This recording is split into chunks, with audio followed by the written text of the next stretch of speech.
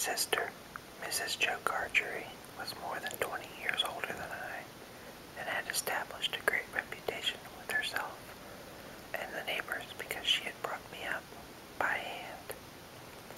Having at that time to find out for myself what the expression meant, and knowing her to have a hard and heavy hand, and to be much in the habit of laying it upon her husband as well as upon me, I supposed that Joe Gargery and I were both brought up by hand.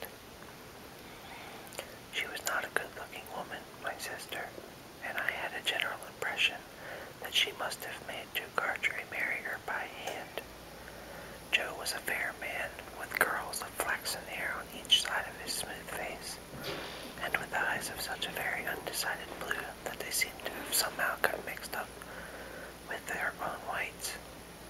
He was a mild, good-natured, sweet-tempered, easy-going, foolish, dear fellow, a sort of Hercules in strength, and also in weakness.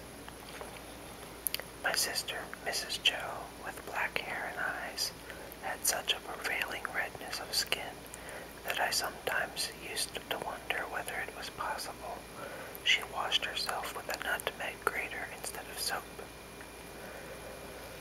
She was tall and bony, and almost always wore a coarse apron, fastened over her figure behind with 2 loops, and having a square, impregnable bib in front that was stuck full of pins and needles.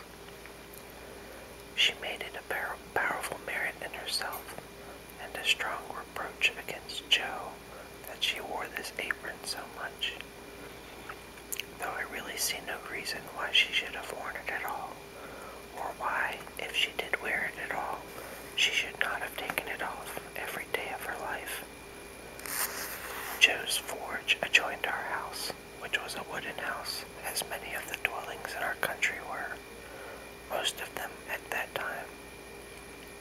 When I ran home from the churchyard, the forge was shut up, and Joe was sitting alone in the kitchen. Joe and I being fellow sufferers, and having confidences as such. Joe imparted a confidence to me the moment I raised the latch of the door and peeped in at him opposite to it, sitting in the chimney corner. Mrs. Joe has been out a dozen times looking for you, Pip, and she's out now, making a baker's dozen. Is she? Yes, Pip, said Joe, and what's worse, she's got Tickler with her.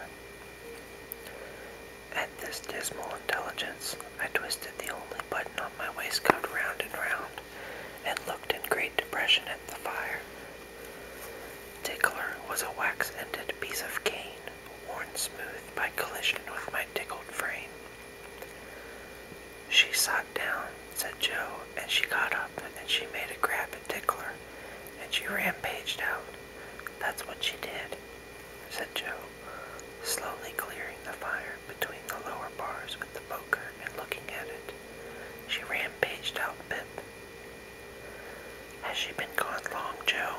I always treated him as a larger species of child, and as no more than my equal. Well, said Joe, glancing up at the Dutch clock, she's been on the rampage this last spell about 5 minutes, Pip. She's a-coming. Get behind the door, old chap, and have the jackdaw betwixt you. I took the advice, my sister, Mrs. Joe, throwing the door wide open, and finding an obstruction behind it, immediately divined the cause, and applied Tickler to its further investigation. She concluded by throwing me. I often served her as a connubial missile, and Joe, who glad to get hold of me on any terms, passed me on into the chimney, and quietly fenced me up there with his great leg. Where have you been, you young monkey? Said Mrs. Joe, stamping her foot.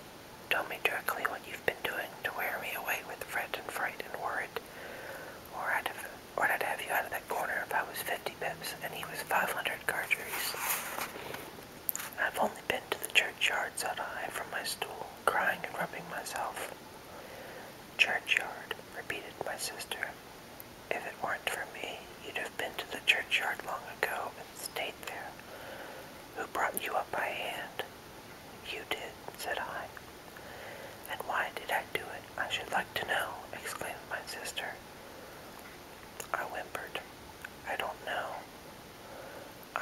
said my sister. I'd never do it again, I know that.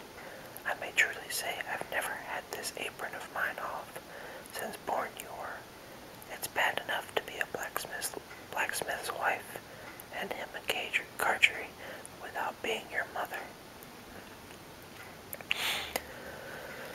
My thoughts strayed from that question as I looked disconsolately down at the fire.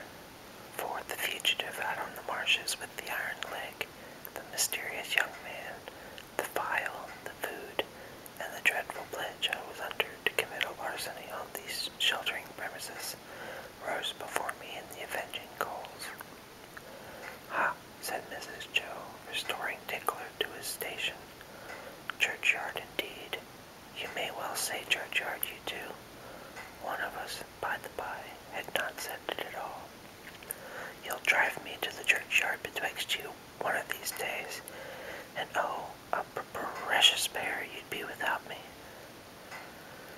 As she applied herself to set the tea things, Joe peeped down at me over his leg, as if he were mentally casting me and himself up, and calculating what kind of pair we practically should make under the grievous circumstances foreshadowed.